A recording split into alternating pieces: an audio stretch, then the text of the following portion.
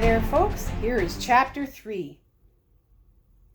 Yes, said Dr. Cooper in answer to a question, his voice echoing in the large lecture hall at the University of Tokyo. I would say that the siege engines uncovered at the site were Babylonian in origin. A graying, dignified Japanese professor was serving as an interpreter and rattled off Dr. Cooper's words in Japanese. Then Dr. Cooper continued. The book of Nahum, chapter 2 and verse 5, refers to them as mantelets and confirms their use in the siege of Nineveh. More interpreting. Just let me add that we ourselves uncovered relief carvings of remarkable similarity, even as far as the structure of the battering rams at the recent dig at Talkoi Njuk. The professor interpreted again. So again, I would underline that the Bible is shown by such findings to be an accurate and reliable record.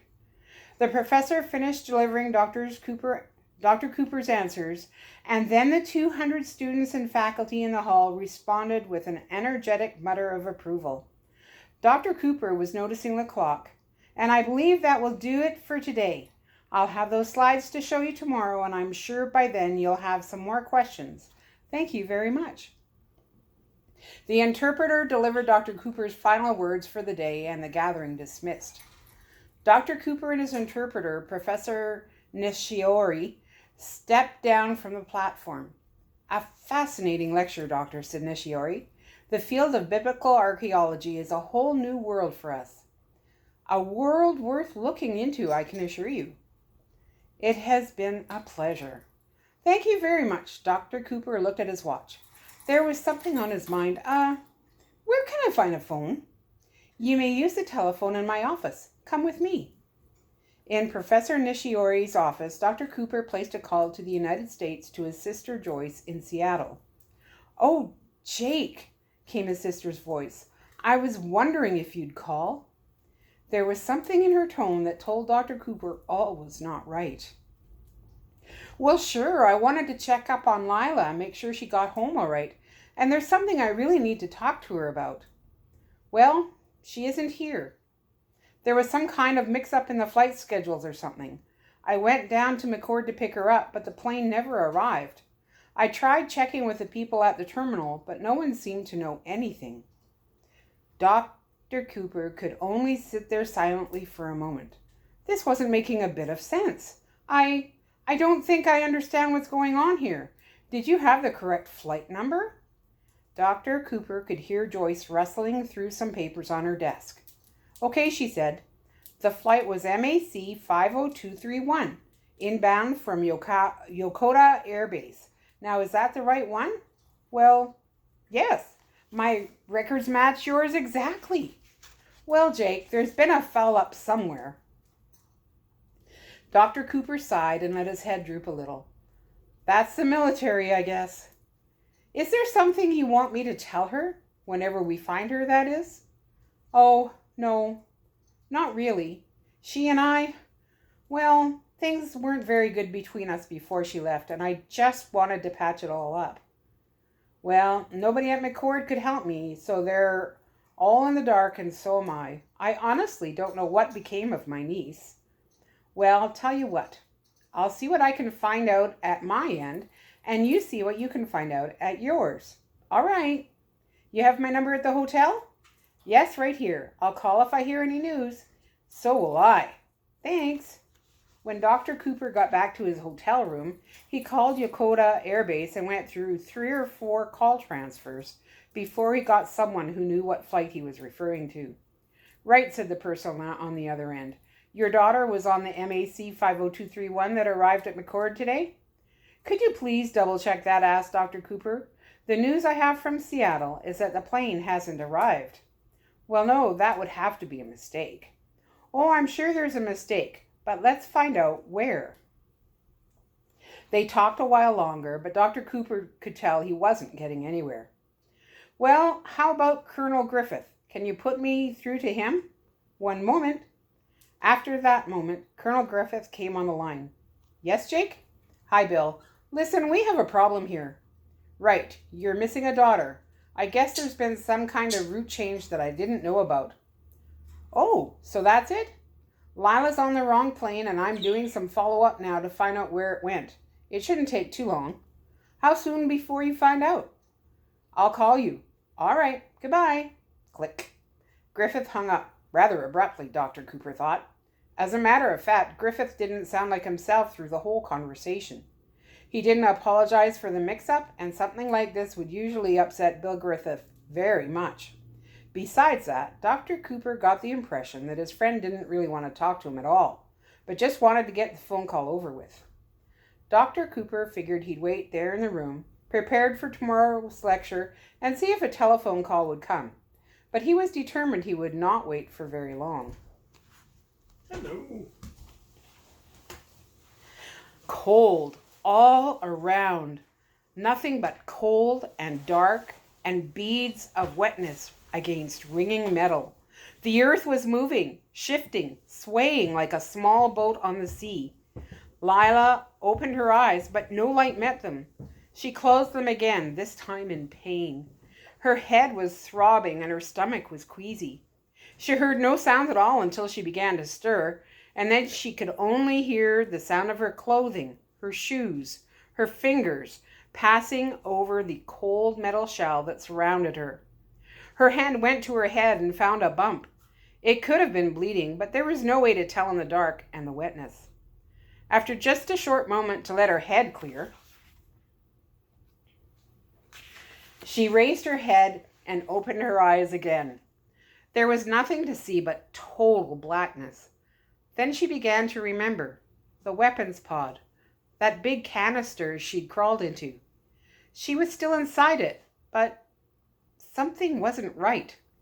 She doubted very much that there was still a solid flying plane outside that hatch. She recalled the sounds she'd heard, the explosion, the ripping metal, the sudden gushing of water. She dwelt on one thought longer than any other. I'm alive. Lord God, how did you do it? I'm alive. She sat up very carefully, feeling above her head to make sure she wouldn't bang it again. The act of sitting up made her head swim and she thought she would throw up. Easy, girl. Take it slow. Breathe a little while. The thought of breathing made her think of that oxygen bottle she'd been using. She leaned close to the floor and felt around. Her hand found it, and she pressed the mask to her face. Ah, that felt much better. The sound of her breathing echoed around inside the pod as if she were in a huge tin can. She remained still and kept breathing from the mask until her stomach settled down and her head was clear again. Then she began to explore the immediate area with her hands, trying to recall what little she was able to see before the hatch was sealed shut. Her hand found a cold steel rib. She felt its curving shape and remembered that the pod was cylindrical, like a huge bottle. Evidently, the pod wasn't level now, but was slanted uphill. She edged her way down the sloping floor, finding a few packages and tools scattered around, and finally found the hatch at the lower end. She called out, "Hello," but there was no response. She called a few more times, but the echo of her voice inside the metal bell only hurt her ears, and no one answered. Her hand found a canvas bag nearby, and before long she was able to locate a zipper and open it. Inside, she could feel some cold steel tools. Yes, this was a hammer, and this was a wrench. Here were some screwdrivers, pliers. Oh, a flashlight! She found the button and clicked it on. The light stung her eyes at first, but she was very glad to have a view of her world inside this big bottle. Yes, she could see that the pod had taken quite a tumble, except for one very large crate that was strapped down. Bags, boxes, and small items were scattered everywhere. The walls were cold and damp with condensation. She judged that the weapon pod had to be about 25 feet in length and about 6 feet wide. It had a flat floor, but the walls and the ceiling were one curved surface. She noticed blood on her hand. She touched the bump on her head and found even more blood on her hand. There had to be something in here to put on the wound, some cloth or bandage or something. She started crawling up the slanted floor toward the upper end, looking here and there for any box that might be a first aid kit. She got a little past the middle of the pod and stopped short. The pod was swaying a little. She could make it move just by shifting her weight.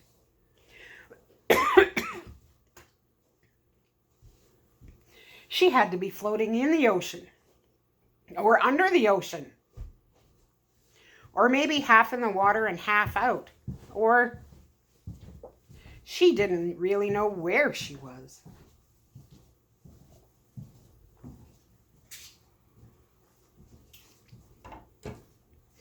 Dr. Cooper and Jay slept through the night and were not awakened by the ring of the phone.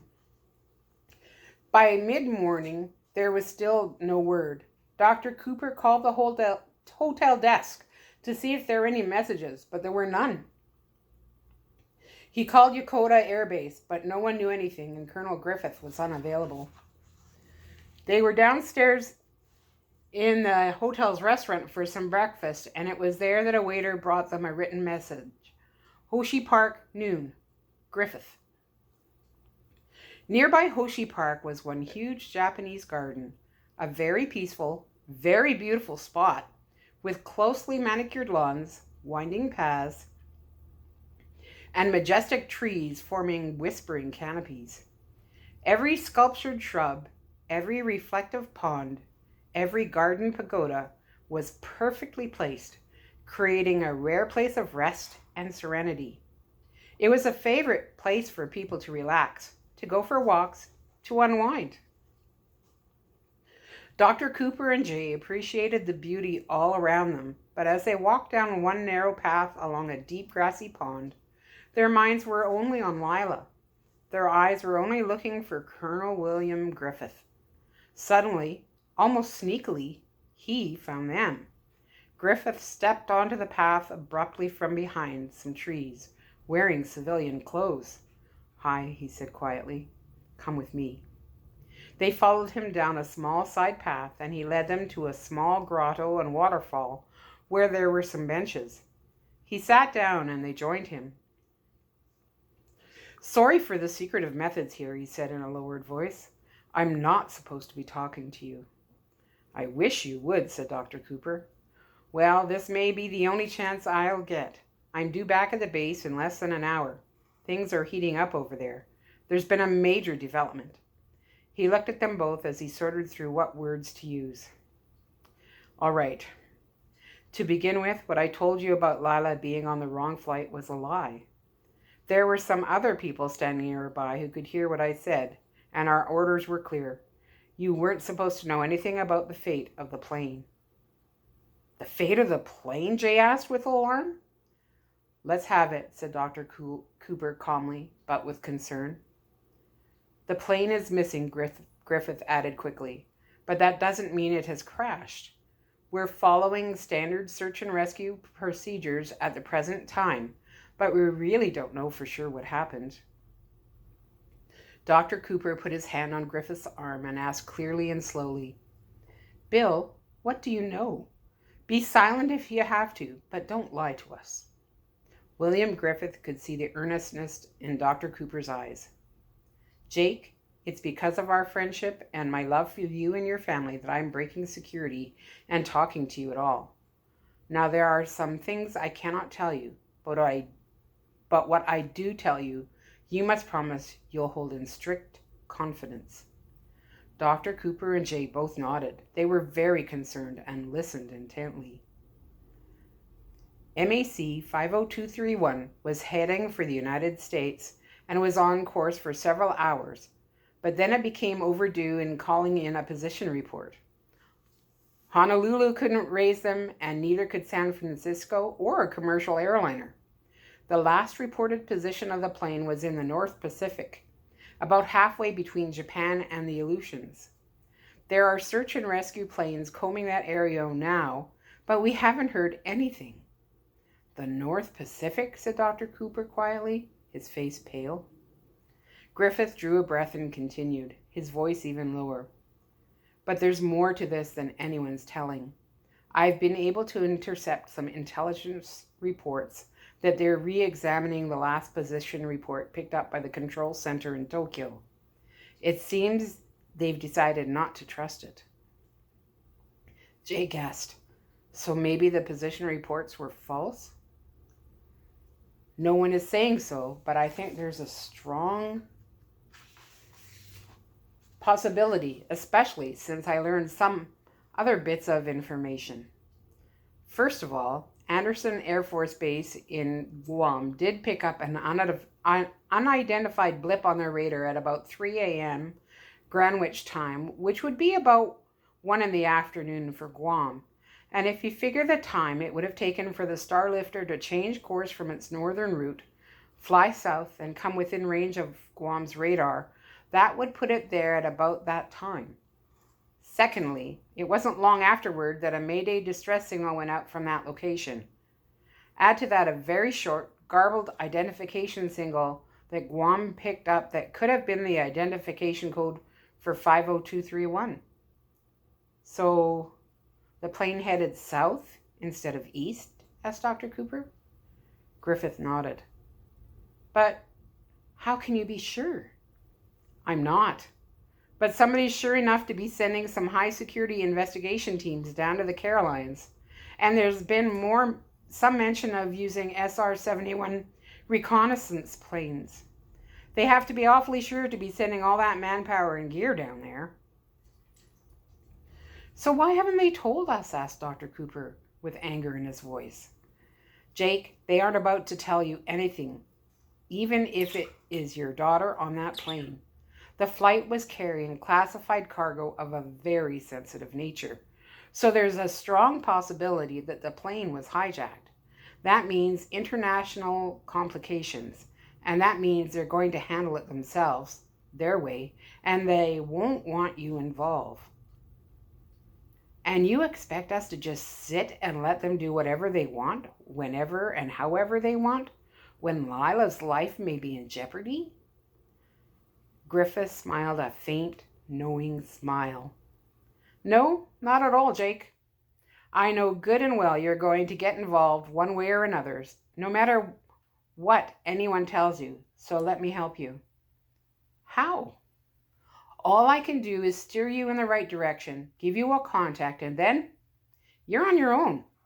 Listen, there is some kind of political trouble developing down on those islands. Communists, of course, perhaps Philippine guerrillas.